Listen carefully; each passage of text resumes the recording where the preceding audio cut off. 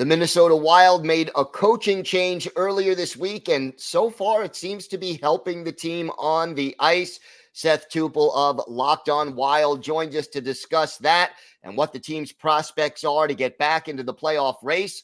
All that and more on today's Locked On NHL podcast. You're Locked On NHL, your daily podcast on the National Hockey League. Part of the Locked On Podcast Network, your team every day.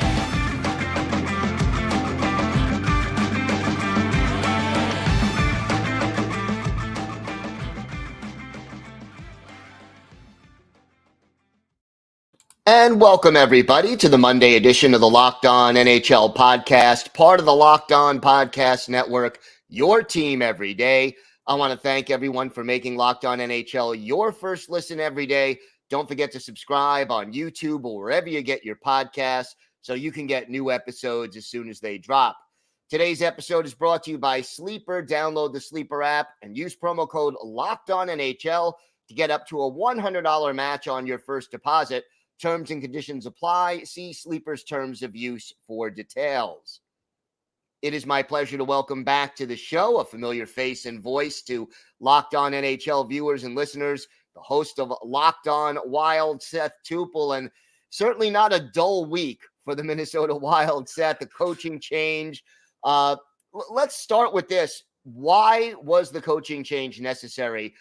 What was going wrong most, I guess, because I know there were a lot of things, but what was the biggest issue under the old regime and why did the change have to be made? You know, Gil, the thing I think that was most interesting about making this move is just how candid Bill Guerin was in that everything that Dean Evason and his staff were trying just seemed to not be working. And, you know, Dean was his guy. And so this was obviously a very tough decision for him to make. He wanted to give leeway to try to get everything figured out, but the team, the coaching staff, you know, was hard on players. That didn't work. They were supportive of players and trying to kind of get them through this. That didn't work. And so Guerin just kind of got this sense that no matter what they tried, it just wasn't working.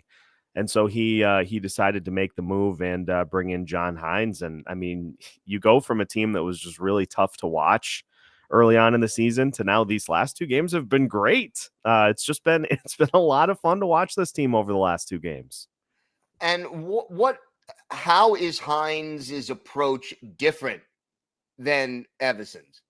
You know, it's funny because he hasn't changed a ton and it's still the same group of players. So a lot of people, even myself, just kind of watching this unfold are like, what's going on here? Because it's just the same mix. But I think it's interesting because we have seen the kind of word that is used most commonly go from grit from Dean Evason to where you're playing more of a physical style, trying to kind of wear down your opponents. The word with John Hynes has been speed, and he wants not only foot speed and quickness with the puck, getting the puck out of the defensive zone and pushing it back on the attack, but also in decision-making. We've seen this team throughout the course of the season so far. Just seems like it takes a long time sometimes to make decisions on where to go with the puck.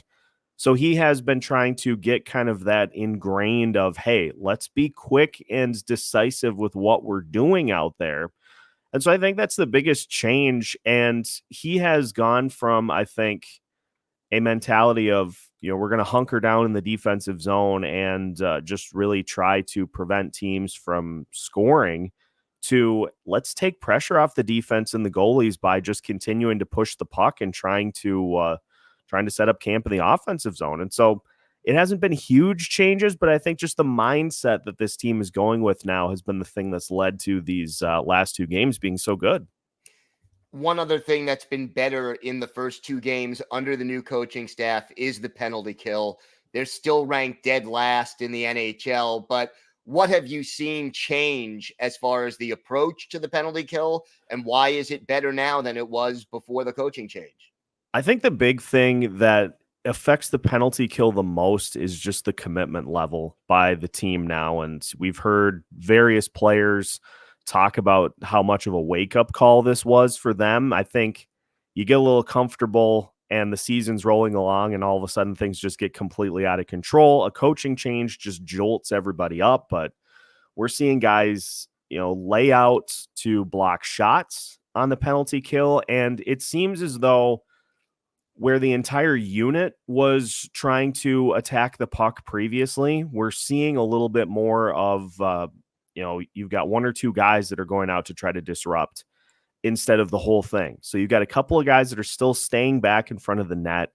And, the biggest thing is that we're starting to see some saves from Philip Gustafsson and Marc-Andre Fleury too, because you can play as great of a penalty kill as you want. If the goalie doesn't make the saves on the back end, it's still going to look like a bad penalty kill. So the last two games, it's been great. But I think the biggest thing is just that you see guys really committed to trying to turn this around, which has led to just so many guys looking so much better over these last two games. You talked about Gustafsson and Fleury, and their numbers, ironically, are almost identical. I mean, they have the same goals against average, save percentage is fairly close. Can they get their games back? I mean, how much of the problem was what was going on in front of them, and how much of the problem was them? I think it's an equal opportunity blame to be spread around, because the thing with these Wild goalies last year is they were making a ton of saves, a ton of really, really tricky saves. And so you're stopping a lot of those, goals that your average goalie would not have any opportunity to make saves on. And then they would let in maybe one goal where you look back and you're like, that's one you should probably have. This year it's shifted higher to say 1 or 2 goals per game where you're like, you got to make that save. But now I think the biggest thing with Philip Gustafsson, who has gotten both starts since Hynes took over, is the confidence. I mean, I was shocked in just one of his interviews that he did after the St. Louis Blues game. He said he didn't even like the taste of ice cream anymore. He was just not having any fun out there. And so goalies are driven by confidence, and the fact that he's been able to get it back has really helped Gustafsson be able to dig out of some struggles early on. So, a lot of the time when teams make a coaching change, you get this short-term gain where, okay, it's a wake-up call, as you alluded to earlier, or, hey, things are going to be different. I have a chance to prove what I can do to the new coaching staff. But then after a week or two, it goes back to normal. What do the Wild have to do to prevent going back to the way they were playing before once the shock of this change wears off? Well, I think they just need to keep that same battle level on a game in, game out basis. There just were so many games so far this season before John Hynes took over where it just looked like the team was checked out. And you can't have that. You're not going to win every game, but if you give that full battle level and that full commitment to all the things that you need to do, the things nobody likes, because blocking a shot isn't fun. You feel it after the game, and you don't want to do that. So I don't envy players for having to do that multiple times a game, but those are the things that win you games. And so the fact that they have been better at that, I think the other thing that's been interesting too, Gil, is that there just doesn't seem to be any sort of allegiances with the coaching staff and this group of players right now. So everybody is kind of throwing everything they have out there, because you want to be that go-to guy when Hynes is looking for somebody to come in late in the game and give you a spark. So far, it has been the fourth line.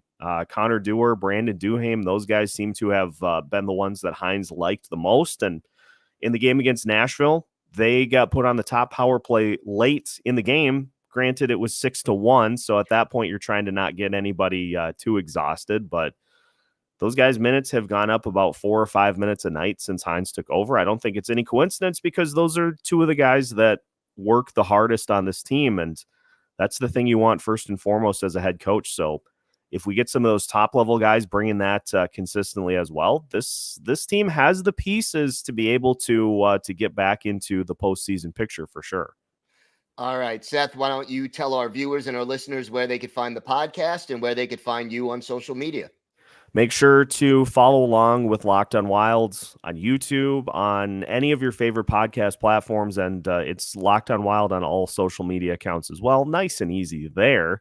And then you can follow me on X as well at Seth TOUPS.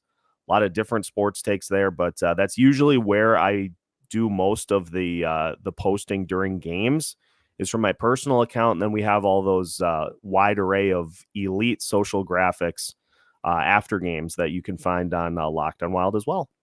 All right, Seth, thanks so much. Always a pleasure. My pleasure, Gil.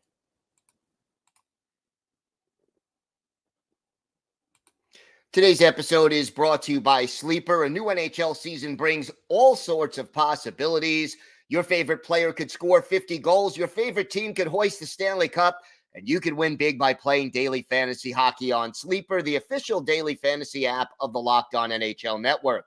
Sleeper is our number one choice for daily fantasy sports and especially daily fantasy hockey, because with Sleeper, you could win 100 times your cash in daily fantasy hockey contests. All you have to do is pick whether studs like McDavid, Ovechkin, Crosby, or McKinnon will record more or less than their Sleeper projections for things like goals, assists, saves, plus, minus, and more in a given game. To win a 100 times bet on Sleeper, you need to correctly predict the outcome of 8 player stats. You heard me, hockey fans. You can win 100 times your money playing daily fantasy hockey with Sleeper. Use promo code LOCKEDONNHL and you'll get up to a $100 match on your first deposit. Terms and conditions apply. That's code LOCKEDONNHL. See Sleeper's terms of use for details and locational availability.